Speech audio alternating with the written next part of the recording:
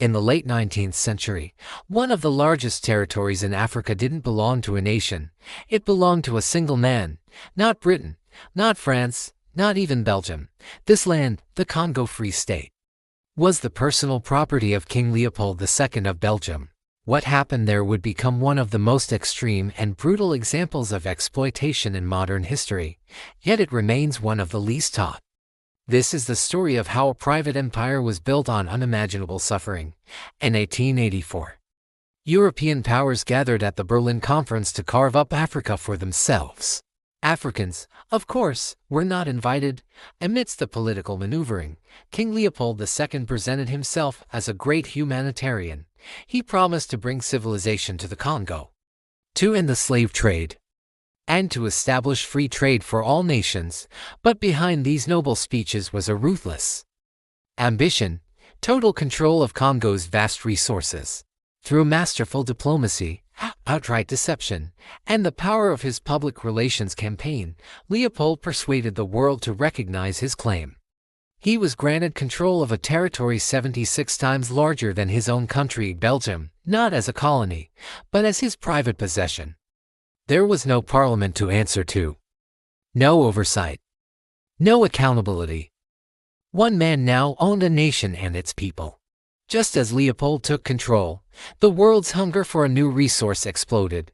The Industrial Revolution was in full swing, and the invention of the pneumatic tire for bicycles and cars created an insatiable demand for rubber. Congo was rich with wild rubber vines.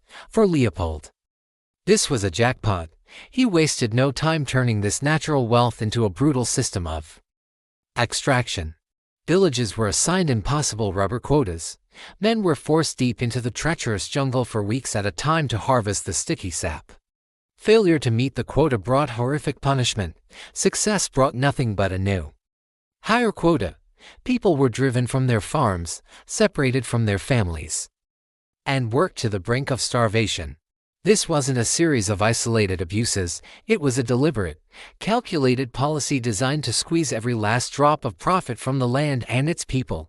The Free State was anything but. To enforce this reign of terror, Leopold created his own private army, the Force Publique. Its officers were European, but its soldiers were conscripted from local populations, often taken from one region and sent to terrorize another. Their one and only job was to ensure the rubber quotas were met through absolute obedience. Communities were held collectively responsible. If one person failed, the entire village suffered. The Force Publique would raid villages, burn homes, and seize women and children as hostages until the men returned with enough rubber. Food systems collapsed as people were forced to abandon their crops. Disease and famine became rampant. The population plummeted. The violence was systematic, a tool of administration designed to maintain a constant state of fear. This was not chaos, it was a finely tuned machine of extraction. For years, the world remained largely ignorant, believing Leopold's carefully crafted image as a benevolent king. But slowly, the truth began to leak out. Missionaries who had gone to the Congo with good intentions started sending back horrified reports. Travelers and reform-minded journalists documented the atrocities they witnessed. Early photographs provided shocking, undeniable proof of the brutality. A shipping clerk in Liverpool named E.D. Merle noticed something strange in the trade records. Ships were arriving from the Congo laden with valuable resources like rubber and ivory. But the ships returning carried almost no trade goods. Instead, they were filled with guns, ammunition, and military supplies. He realized this wasn't free trade, it was a slave state. Merle launched one of the first great human rights campaigns of the 20th century. The silence was broken. International pressure began to build, and Leopold's humanitarian mask was finally torn away. Faced with global outrage, Leopold could no longer maintain his private empire. In 1908, the Belgian government, under immense international pressure, stripped him of his personal control and formally annexed the territory.